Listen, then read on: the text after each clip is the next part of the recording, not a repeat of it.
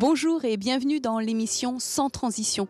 Nous sommes au domaine du Ménez-Meur, dans le parc naturel régional d'Armorique, à l'occasion de la journée de l'environnement organisée par le Conseil départemental du Finistère.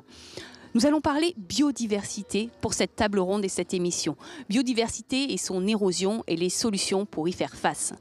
Avec près de la moitié des espaces vivants qui pourraient disparaître d'ici 100 ans, l'enjeu est majeur pour le territoire. Nous allons pouvoir en discuter avec mes invités. Dominique Dervé, qui est directeur du Conservatoire botanique national de Brest. Pierre Plouzenec, maire de Plozévet et président de la communauté de communes du Haut-Pays Bigoudin. Thibaut Thierry, directeur du parc naturel régional d'Armorique. Jean-Yves Dantec, agriculteur, éleveur laitier à Plounéour-Ménez et qui travaille avec le parc justement. Et enfin Nathalie Sarabezol, présidente du Conseil départemental du Finistère. On les retrouve tout de suite. On va commencer par un tour de présentation, si vous voulez bien, afin que vous puissiez à la fois parler de vous et puis de votre action pour la biodiversité. Vous commencez, Dominique Dervé ? Donc, Dominique Dervé, directeur du Conservatoire botanique national de Brest. Le Conservatoire botanique est né sur ce constat de nécessité d'agir. Il est né il y a 45 ans, sur ce constat d'érosion de la biodiversité déjà, donc rien de neuf sous le soleil. Et s'est développé progressivement en cherchant à s'adapter aux enjeux du temps. Ce qu'il est aujourd'hui n'est plus du tout ce qu'il était il y a 45 ans et il doit encore beaucoup évoluer pour s'adapter à ces enjeux qui ne cessent de progresser. Donc sa mission, c'est d'accompagner les politiques publiques de l'État, des collectivités territoriales en matière de biodiversité. C'est un établissement public composé de Brest Métropole, du département du Finistère et de la région Bretagne, ainsi que de l'Université Bretagne occidentale. C'est une quarantaine de personnes aujourd'hui qui interviennent sur 3 régions, Bretagne, Pays de la Loire, Normandie, et qui intervient aussi à l'international en coopération. C'est un établissement qui assure un énorme travail d'inventaire, de connaissance de la flore et des milieux naturels qui nous entourent, pour mieux identifier les priorités d'action et travailler au Conseil auprès des collectivités et des pouvoirs publics dans ce domaine-là. Et ça sera le sens de ma présentation tout à l'heure. Merci beaucoup. Pierre Plouzenec, vous pouvez vous présenter également, donc édile. Voilà, je suis maire de Plozévet. Voilà, je suis maire de Plozévet et président de la communauté de communes du Haut-Pays Bigoudin. Et donc, j'interviens sur l'initiative du département, puisque c'est le département qui a initié la démarche Ramsar sur le Finistère. Est-ce que vous pouvez nous en dire quelques mots, s'il vous plaît ? Ramsar, c'est un label, j'ai pas révisé, c'est un label qui doit dater de 1971. C'est le nom d'une ville d'Iran, donc qui est emblématique des zones humides. Et donc il y a une démarche, il y a une communauté maintenant mondiale de sites qui sont dans la préservation de ces zones humides qui sont essentielles pour la biodiversité. Donc c'est une démarche structurante dans laquelle nous accompagne le département et que nous portons conjointement avec la communauté de communes voisines du Pays Bigoudin Sud sur la baie d'Audierne, qui est essentiellement une zone rétro-littorale. Et ça nous a semblé naturel parce que nous avions des habitudes de coopération sur l'ouest cornouais et sur tout ce qui était environnement. Notamment, nous avons mené 2 GIZC, de gestion intégrée des zones côtières. Nous sommes un territoire Natura 2000. Et donc voilà, c'était une problématique qui était totalement transversale dans notre projet de territoire et vis-à-vis des communautés de communes voisines, puisqu'il y a également la Pointe du Raz avec son label Grand Site. Donc voilà, nous sommes un secteur emblématique où nous essayons de compenser notre éloignement et notre périphéricité par une attractivité environnementale. Donc c'est un véritable enjeu de territoire, de conservation, d'abord de restauration si possible, de valorisation, mais aussi d'appropriation par la population. C'est le véritable enjeu. Alors on espère rebondir sur ce label pour mobiliser nos populations, nos visiteurs sur ces enjeux. On en parlera un petit peu plus tard, mais voilà, comment la biodiversité peut vraiment devenir un attrait pour le territoire. Je vous en prie, Thibaut Thierry, je vous laisse vous présenter également. Oui, bonjour à tous. Donc Thibaut Thierry, moi je suis directeur du développement au parc naturel régional d'Armorique. Je ne vais pas être très long sur le parc puisque effectivement on a le plaisir de vous accueillir pour fêter les 50 ans de cet établissement, mais au-delà de l'établissement, je dirais que c'est plus le projet, effectivement. C'est un projet de développement durable pour le territoire qui est une part importante du Finistère, finalement, depuis les îles de la mer d'Iroise jusqu'au Mont d'Arrée, en passant par la presqu'île de Crozon. Et c'est vraiment un territoire où la question de la biodiversité est primordiale et fonde tout le projet de développement durable que défendent à la fois les élus, les habitants, les entreprises, les acteurs du territoire. Et donc voilà, j'aurai le plaisir de dire quelques mots sur la question de l'agriculture et de l'accompagnement du parc vers les agriculteurs. On en reparlera tout à l'heure. Et puisque vous parlez d'agriculture, Jean-Yves Dantec donc, est agriculteur. Vous êtes agriculteur, éleveur à Plounéour-Ménez. Oui, c'est ça. Bonjour à tous. Et donc acteur de la biodiversité aussi sur le territoire. Ben évidemment, je dirais que moi je me suis installé donc dans les années 80 et donc je suis rentré pleinement de par mes façons de travailler sur l'exploitation. Donc j'ai vécu de l'intérieur, je dirais, et peut-être au niveau le plus bas, peut-être, mais de l'intérieur. Et donc tout ce qui a été dit jusqu'ici, moi je l'ai vécu pleinement, puisque j'ai évolué avec, et je suis évolué avec, parce que j'ai été les chercher aussi, ces données, pour justement les travailler et les amener à mon niveau pour évoluer dans ce sens dans mon exploitation. Donc ça a donné tout l'intérêt de ma façon de travailler et ça a donné l'intérêt à ce que je faisais. Donc je le ferai partager un peu avec vous pour expliquer quelles ont été un peu les démarches et comment je l'ai vécu de l'intérieur aussi. Parce que je me suis rapproché des gens qui avaient ces compétences pour m'amener aussi à ce dialogue et à me faire évoluer dans l'exploitation. C'est ça qui a eu tout l'intérêt de ma vie professionnelle, je trouve. Et les jeunes, je trouve, par la suite, devraient s'y rapprocher aussi, parce que les études, c'est bien, c'est très bien, mais il faut savoir évoluer dans son milieu aussi, ensuite, et continuer à évoluer. Voilà. Je crois qu'on est tous pareils, il faut continuer à évoluer et prendre en compte vraiment l'environnement qui change. Le monde est mouvant, on en a parlé ce matin, on en a reparlé avec vous, Gilles Boeuf, c'est extrêmement intéressant. Est-ce que le conseil départemental change aussi, évolue, prend en compte des nouvelles données, Nathalie Sarrabezold? Absolument, le conseil départemental, comme toute collectivité et comme toute assemblée d'élus, se doit évidemment de changer, puisque nous sommes là pour amener, créer, développer du service public, qui est un des axes majeurs du service public, au-delà de la continuité, de la neutralité, c'est l'adaptabilité. Donc c'est pour nous nécessaire, évidemment, de toujours nous adapter aux évolutions de contexte, et puis surtout de nous mettre les choses en place pour pouvoir affronter les enjeux du moment et les enjeux futurs. Et puis vous vous engagez pour la biodiversité. Oui, alors effectivement. Alors, je vous laisse vous expliquer quelques mesures phares peut-être, auxquelles vous tenez vraiment. Alors au conseil départemental, nous sommes historiquement, alors avant conseil général, intéressés aux questions autour de l'écologie, de la biodiversité. Nous avons des politiques de développement et de protection des espaces naturels sensibles. Nous avons des services qui s'occupent depuis très longtemps et des élus des questions de l'eau, des milieux aquatiques. Voilà, donc nous avons déjà mis en place énormément d'actions sur ces sujets. Nous sommes à la fois présents en soutien financier, mais en soutien aussi en ingénierie, en soutien technique sur toutes ces thématiques. Et nous sommes aussi partenaires historiques, mais ça a été dit par exemple, évidemment, du Conservatoire botanique, du PNRA. Lorsque le parc marin d'Iroise a été créé, c'est le précédent du Conseil général qui a beaucoup porté le projet.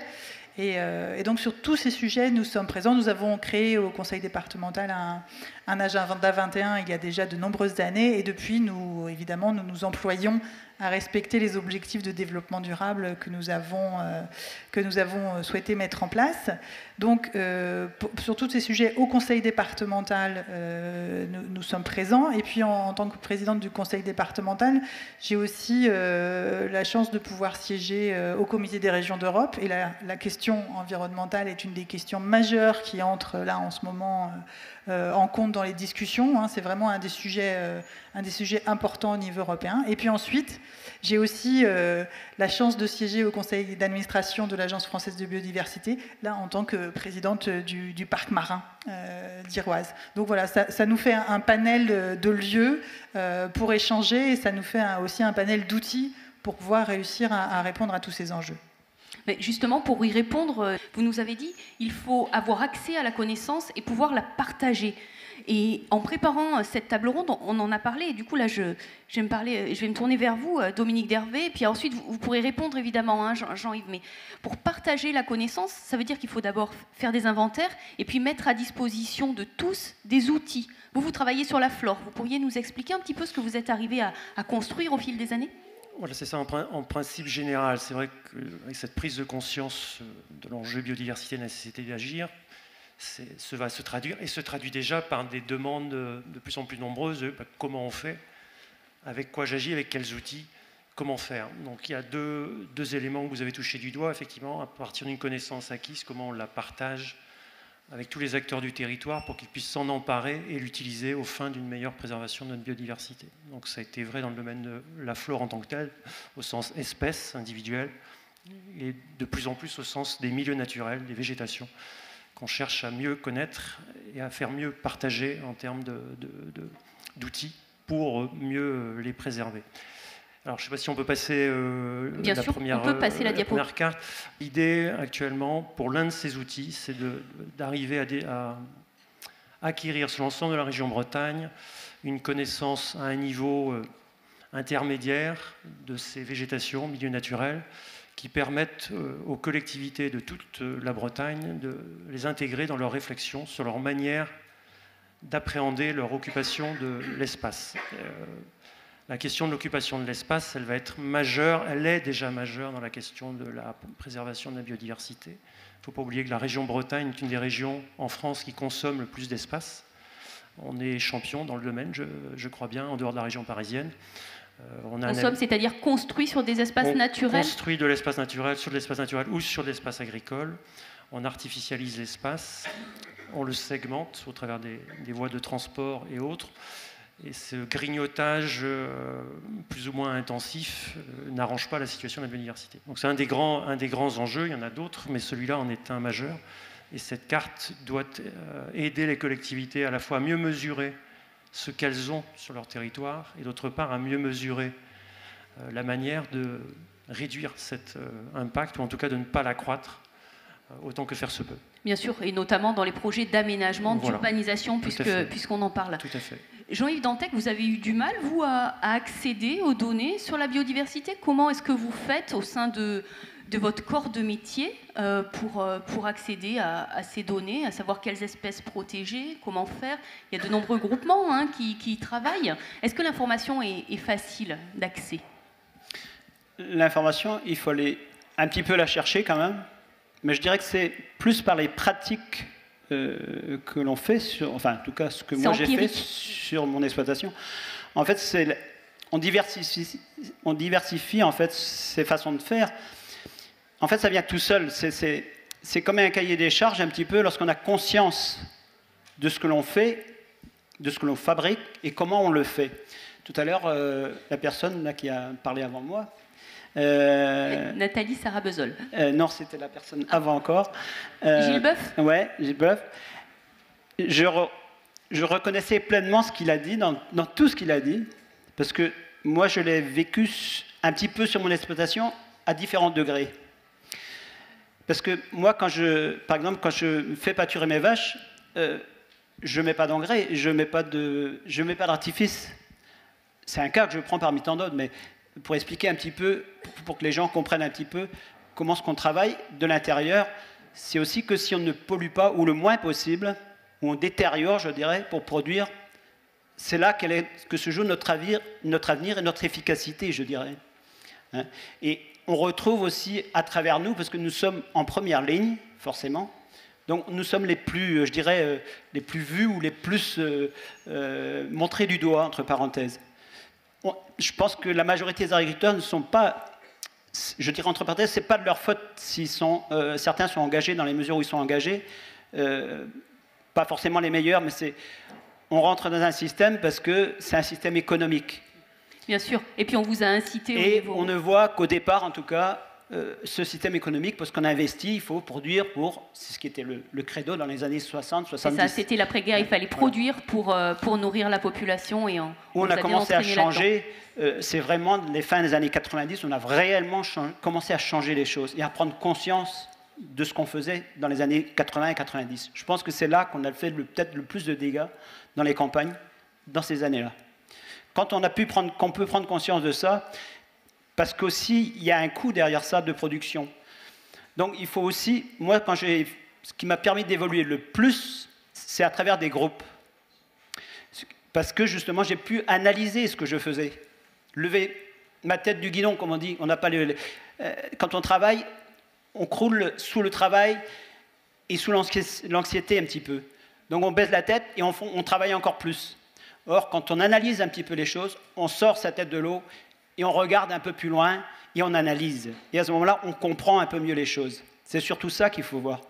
Et moi, j'ai compris ça parce que j'ai adhéré à des groupes, j'ai adhéré beaucoup plus vite à des conseillers, ce qui m'a conduit aussi à analyser les choses beaucoup mieux, beaucoup plus facilement, et surtout à mieux analyser. Et du coup, ce qui m'a conduit aussi à une conduite autonome sur l'exploitation. Merci. Et ce mot est très très important. L'autonomie, c'est extrêmement intéressant et important, vous l'avez bien dit, Jean-Yves Dantec. Voilà. Merci.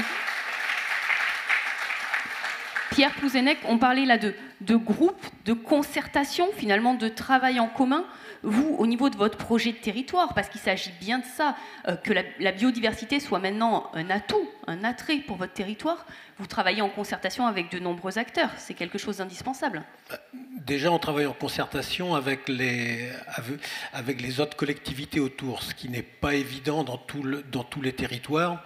Et notamment, il y a des démarches vous avez tous entendu parler des SCOT, et au moment de l'élaboration des SCOT, il y a un moment important qui est le PADD, où alors ça a évolué, parce que ça a évolué au fur et à mesure de l'évolution des textes en matière d'urbanisme. Mais par exemple, l'introduction des trames vertes et bleues et leur importance... La continuité écologique. Les continuités écologiques sur le territoire méritent d'être appréhendées sur un espace plus vaste que celui sur lequel on va réfléchir la densification d'un bourg, par exemple. Donc c'est évident, les connexions entre les territoires, et cette concertation, elle est l'objet d'une consultation privilégiée de la population, consultation privilégiée des acteurs les plus concernés, les acteurs institutionnels qui viennent enrichir nos documents, et des acteurs quasi institutionnels que sont par exemple l'association Bretagne Vivante, qui a des bénévoles sur le terrain, mais qui a aussi une connaissance, une ingénierie, et qui nous appuie dans des démarches. Alors chez nous, c'est un petit peu, comment dire, dérapé. C'est la raison pour laquelle on a essayé de rebondir sur le label Ramsar, mais nous avons voulu nous lancer dans un atlas de biodiversité intercommunale. Donc c'est une opération assez lourde. C'est un inventaire de la biodiversité. Voilà, c'est ça, un inventaire de la biodiversité intercommunale, parce que comme vous dites, on ne va bien protéger, ne bien défendre que ce qu'on connaît bien. Et l'enfer est pavé de bonnes intentions, et sur des règles de concurrence, nous voulions travailler avec Bretagne Vivante, parce que c'est l'approche, c'est notre partenaire, et nous devions les mettre en concurrence. Voilà, ce qui fait qu'on s'est posé des questions, on s'est dit, si c'est si compliqué que ça, on va essayer de le faire autrement. Et Nathalie Sarabezol, au niveau du conseil départemental, est-ce que vous considérez que c'est à votre collectivité de faire le lien dans cette coordination, ou est-ce qu'elle doit être portée par d'autres territoires plus petits, ou alors par des fédérations d'associations, ou que sais-je, ou est-ce que c'est le rôle du conseil départemental aujourd'hui? Je pense que la question à se poser, c'est de savoir comment on peut le mieux diffuser les connaissances et les savoir-faire. On les a vus, ils sont partout, les acquisitions de connaissances, les savoir-faire viennent aussi du terrain. À quel endroit est-ce qu'on peut placer cette diffusion-là? Où est-ce que c'est le plus pertinent? C'est vrai qu'au conseil départemental, nous avons mené la réflexion, mais avec nos partenaires sur le sujet, et nous pensons que ça pourrait être une entrée une porte d'entrée d'un conseil environnemental au niveau départemental. C'est la raison pour laquelle j'ai écrit au président du conseil régional pour lui proposer une coordination de moyens en fait, qui nous permettrait de mettre en place ce lieu de diffusion, d'information, de savoir-faire. Il y a énormément d'outils, j'en ai décrit voilà, quelques-uns. Il y a aussi le CAUE, on a beaucoup de choses, on a beaucoup d'outils.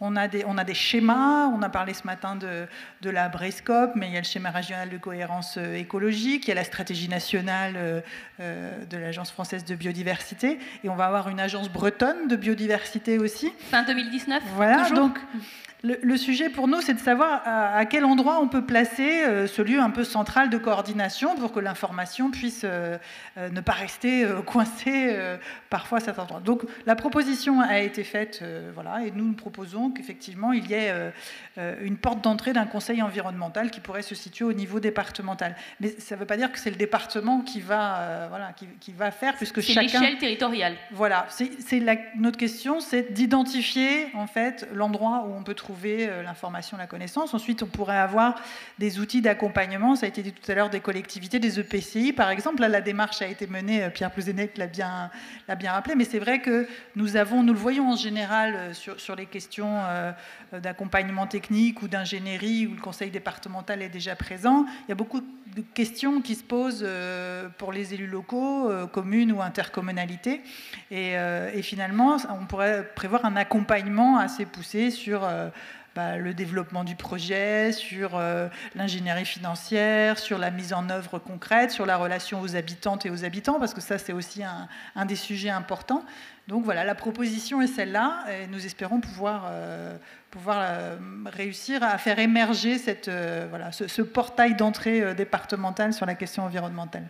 Au PNRA, Thibaut Thierry, vous avez des projets comme ça aussi qui prennent en compte à la fois les agents techniques vraiment du parc, mais aussi d'autres parties prenantes, comme les agriculteurs, comme Jean-Yves Dantec qui vous accompagne, voire même les habitants. Est-ce que vous pourriez nous parler de certaines mesures phares, de projets concertés du territoire ?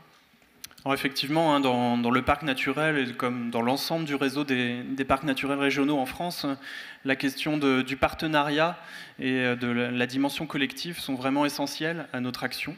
Effectivement, on peut être amené à profiter finalement des données qui sont produites par le Conservatoire botanique pour derrière nous pouvoir engager des actions en faveur d'une agriculture peut-être plus résiliente, qui intègre aussi la question des espaces naturels. On a la chance quand même sur le territoire du parc d'avoir un des plus grands, dans les plus grands réservoirs de biodiversité au niveau régional, et on a une certaine responsabilité collective à intervenir pour assurer la préservation des habitats naturels en présence. Bien sûr, les parcs naturels régionaux et celui de l'Armorique sont des territoires habités. Et la question de la place de l'habitant, de la place des acteurs locaux est essentielle aussi dans la structuration de nos actions.